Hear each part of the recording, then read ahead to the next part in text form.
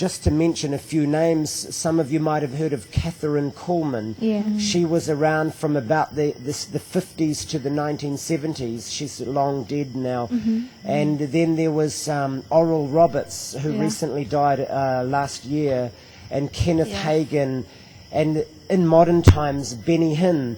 These people are carried and are carrying a special anointings that God has given them. And how do you know they have this? Because of the fruit that follows. That's right. The people that come to them be healed and get healed from the various ailments. These gifts, they weren't just given Yeah. without, Lightly. not lightly.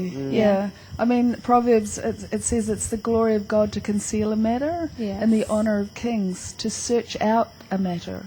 Yeah. So when people, they get really hungry for these gifts, they're sought out with a lot of prayer and dedication.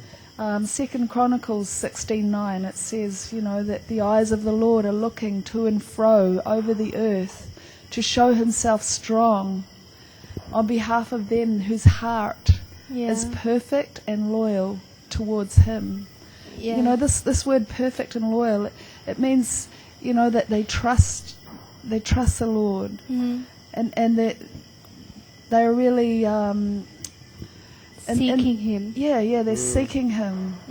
And for this sort of gifting, the Lord's going to give it to people that are really seeking him. Yes. But every one of us has a measure of faith. Every born again believer has a measure of faith, and you are actually commanded by the Lord to go out and heal the sick. Yes. We all must go and exercise the measure of faith that we all have been given. Yes. God's going to put people in front of you. Maybe someone in your family or your friends or people at school. But I just want to encourage you today to go out and start praying for the sick.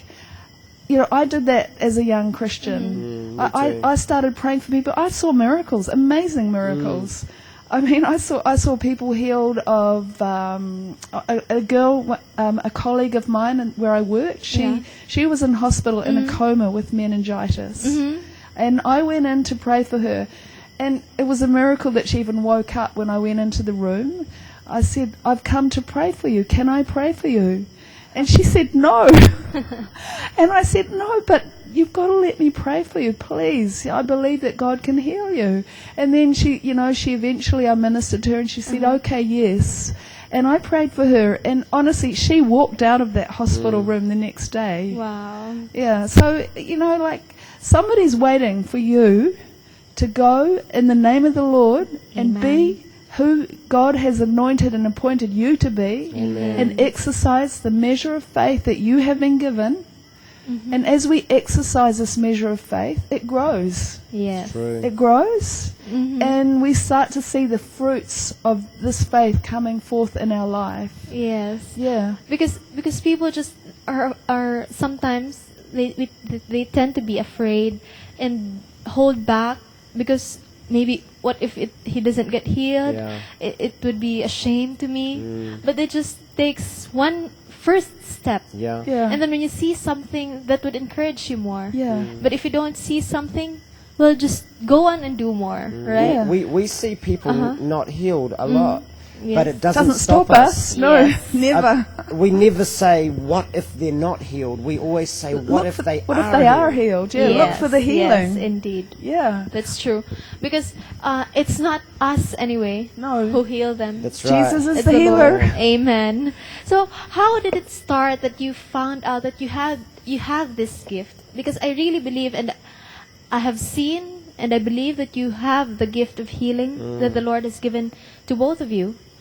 And especially to you, Pastor Rob. And how did you find out, and how did this come about? When did it start? And just tell us the story. Well, it was a very definite story. thing. A very definite thing for me.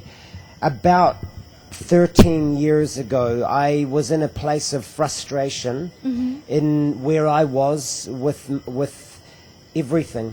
and I wanted to see more of the power of God in the church. I wanted to see people